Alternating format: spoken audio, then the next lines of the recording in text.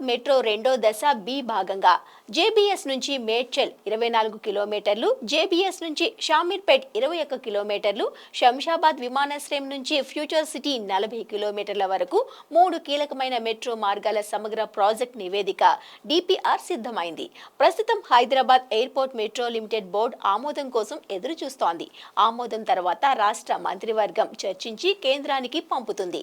JBS వద్ద ప్రపంచ స్థాయి మెట్రో హబ్ ను అభివృద్ధి చేయాలని కూడా ప్రతిపాదన ఉంది. దీని రూపకల్పన జపాన్లోని రవాణా వ్యవస్థను స్ఫూర్తిగా తీసుకుంటుంది.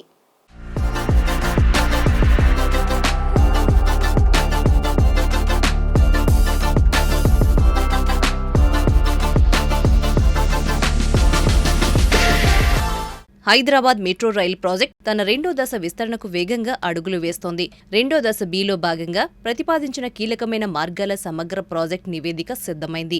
ఈ డిపిఆర్ ను Hyderabad airport metro limited board ఆమోదించాల్సి ఉంది. బోర్డు ఆమోదం తర్వాత రాష్ట్ర మంత్రివర్గం దీనిపై చర్చించి ఆమోదం తెలుపుతుంది. అనంతరం తుది అనుమతి కోసం డిపిఆర్ ను కేంద్ర ప్రభుత్వానికి పంపుతారు. రెండో దశ బిలో హైదరాబాద్ నగరంలోని ఉత్తర ప్రాంతాలకు మెట్రో అనుసంధానాన్ని విస్తరించేందుకు ముఖ్యమైన ప్రతిపాదనలున్నాయి.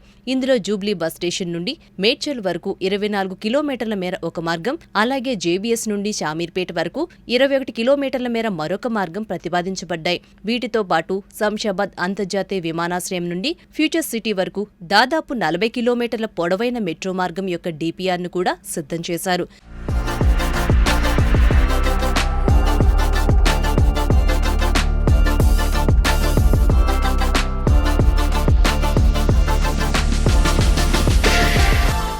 విమానాశ్రయం నుంచి ఫ్యూచర్ సిటీకి వెళ్లే మెట్రో మార్గం ఎయిర్పోర్ట్ టెర్మినల్ నుంచి ప్రారంభమై కొత్తగా ప్రతిపాదించిన మెట్రో రైల్ డిపో పక్క నుంచి విమానాశ్రయ సరిహద్దు గోడ వెంబడి ఆకాశ మార్గంలో కొనసాగుతుంది. ఇది మాన్సాన్పల్లి, బహదూర్గూడ, పెద్ద Golconda outer ring road, ORR exit, Tukkuguda exit, Raviryala exit వరకు సర్వీస్ రోడ్లో వెళ్లేలా ప్రణాళిక రూపొందించారు. అక్కడి నుంచి ప్రభుత్వం కొత్తగా నిర్మిస్తున్న గ్రీన్ ఫీల్డ్ రహదారి ద్వారా కొంగరకలాన్, లేమూర్, తిమ్మాపూర్, రాచులూరు, గుమ్మడివెల్లి, పంజగూడ, మీర్ఖాన్పేట్ వరకు దాదాపు 22 కిలోమీటర్ల మేర ఈ మార్గం విస్తరించనుంది.